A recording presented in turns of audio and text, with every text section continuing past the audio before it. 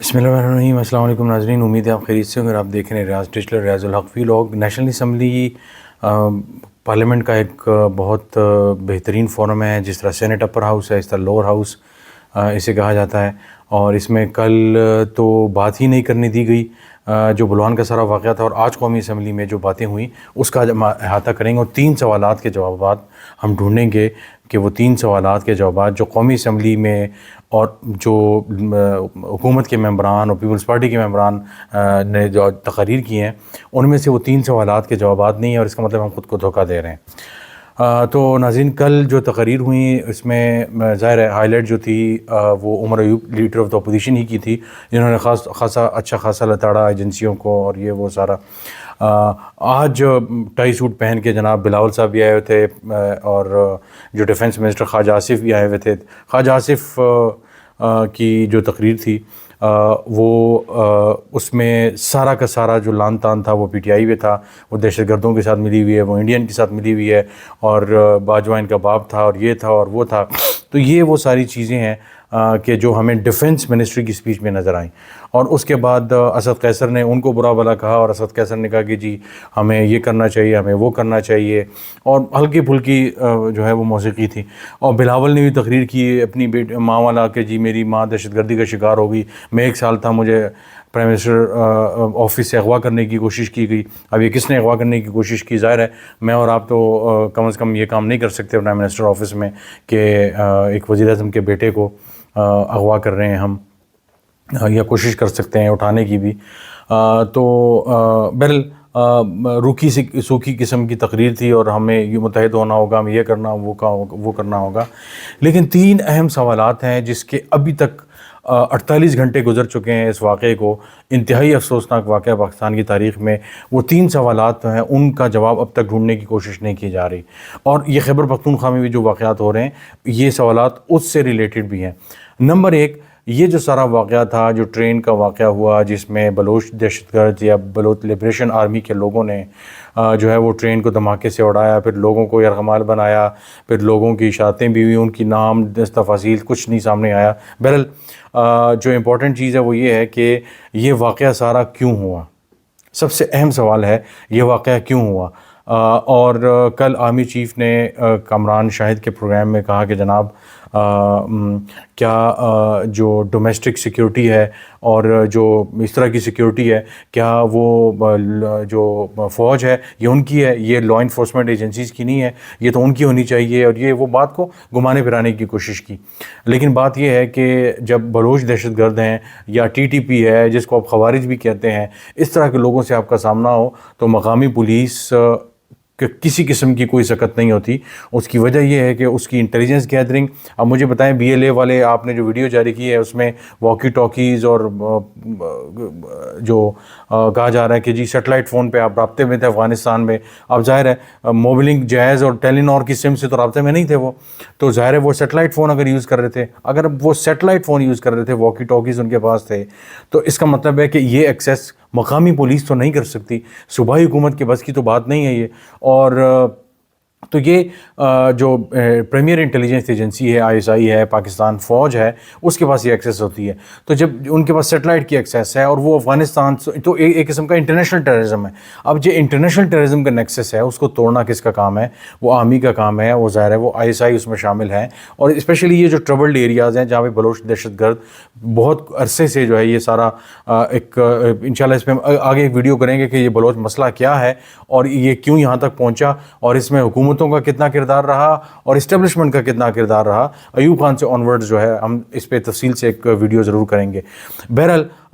تو جب یہ انٹرنیشنل ٹیررزم کے زمانے میں آ گیا تو یہ اداروں کی ذمہ داری تھی۔ تو سب سے پہلے جواب یہ کیوں ہوا، اس کا جواب ہمیں ڈھونڈنے کی ضرورت ہے۔ اور دوسرا جو سوال ہے وہ جو اس سے بھی زیادہ امپورٹنٹ ہے وہ یہ ہے کہ اس کو روکا کیوں نہیں گیا، اس کو روکا جا سکتا تھا، اس کو روکا کیوں نہیں گیا؟ اب یہ سب سے امپورٹنٹ بات ہے، روکا اس لیے جا سکتا تھا کہ ہمارے پاس ایکوپمنٹ موجود ہے، ہمارے پاس ایک کلک پہ سیٹلائٹ فونز اگر کسی ایریا میں یوز ہو رہے ہیں اور وہ اس کی کال اگر ٹریس ہو رہی ہے تو ہم اس جگہ تک پہنچ سکتے ہیں، اس کال کو ٹریس کرنے کی سمہاؤ صلاحیت موجود ہے، اور افغانستان میں جو لوکیشن آ رہی ہے ہم اس کو بھی ٹریس کر سکتے ہیں، یا دنیا میں کہیں بھی آ رہی ہو اس کا بھی پتہ لگایا جا سکتا ہے۔ ایسے ایکوپمنٹ ہمارے ایجنسیز کے پاس موجود ہیں۔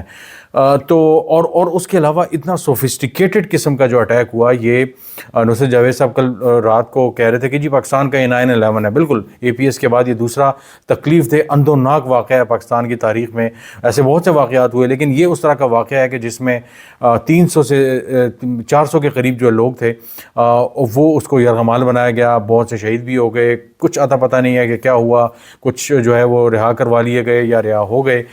تو بہرحال جب یہ سارا معاملہ تھا تو یہ سارا معاملہ تھا، اس کو روکنے کا جو سارا عمل تھا تو یہ کیسا سیکیورٹی لیپس ہو گیا؟ اتنا سوفسٹیکیٹڈ طریقے سے سارا معاملہ ہوا کہ باقاعدہ طور پہ ٹرین کو ٹریک کیا گیا، اس کے اندر ان کے اندر جو ہے وہ جو معلومات تھی وہ وہاں تک پہنچائی گئیں، پھر اس کے بعد ٹرین کے ٹریک کو اڑایا گیا۔ اس سے پہلے جو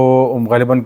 پچھلے سال کے 2 سال پہلے کی بات ہے، جب ٹریک کو اڑایا گیا تھا تو 8-9 مہینے تک جعفر ایکسپریس جو ہے نہیں چلی تھی اور یہ ٹریک بحال نہیں ہو سکا تھا۔ ٹریک بحال کوئی مسئلہ نہیں ہے، وہ تو 2 دنوں میں بحال ہو سکتا ہے۔ مسئلہ یہ ہے کہ آپ نے اس پوری ٹرین کی جو روٹ ہے سارا، اس پہ سیکیورٹی جو ہے وہ کرنی ہے، نہ صرف ٹرین کے اندر کی سیکیورٹی بلکہ باہر کی سیکیورٹی۔ تو یہ سارا پلان بنا، اس ساری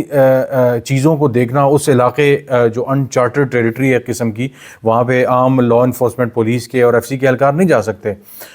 تو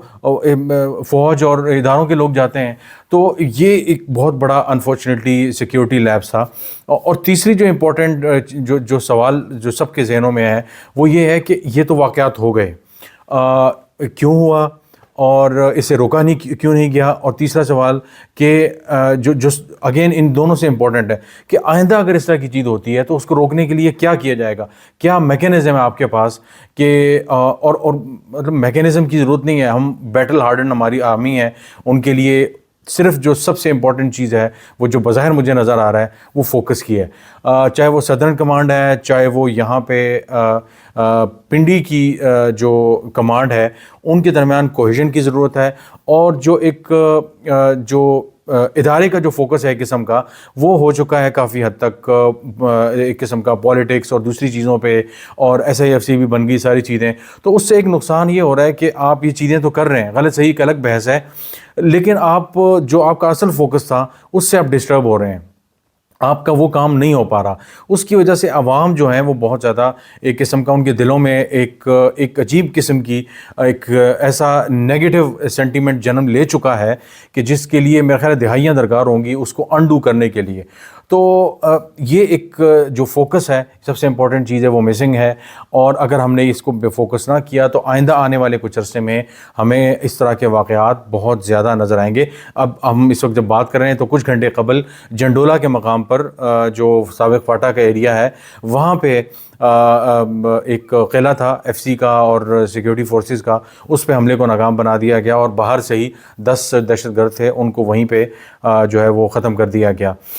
لیکن تو کہنے کا مقصد ہے کہ یہ واقعات اب اور بھی ہوں گے، تو آپ نے نہ صرف کنٹونمنٹس کی سیکیورٹی ہے بلکہ عام شہریوں کی جو سیکیورٹی ہے، اسی طرح ٹرین، بسیز اور بڑی جو جگہیں ہیں، تو اس کے لیے ہمیشہ آپ انٹرسیپٹ کرتے ہیں، آپ انفارمیشن کو انٹرسیپٹ کرتے ہیں، آپ فوکس رکھتے ہیں۔ تو ہمارا جو فوکس ہے وہ بہت زیادہ ڈسٹربڈ ہے۔ تو جب تک وہ فوکس ہمارا پولیٹیکل سے ہمارا کامبیٹ کی طرف نہیں جاتا، ہمارا اینٹی ٹیررزم کی طرف، کاؤنٹر انٹیلیجنس کی طرف نہیں جاتا، تو ہمارے لیے بہت بڑا چیلنج ہوگا، اور آنے والے دنوں میں خدا نخواستہ اس سے زیادہ بڑے واقعات ہوں گے۔ تو آج قومی اسمبلی میں یہ ساری بحث جو تھی وہ نکات تھی، ہمیں نظر نہیں آیا قومی اسمبلی میں کہ ان نکات پر کسی نے بحث کی ہو۔ اب یہ وہ نکات ہیں کہ جو میں ایک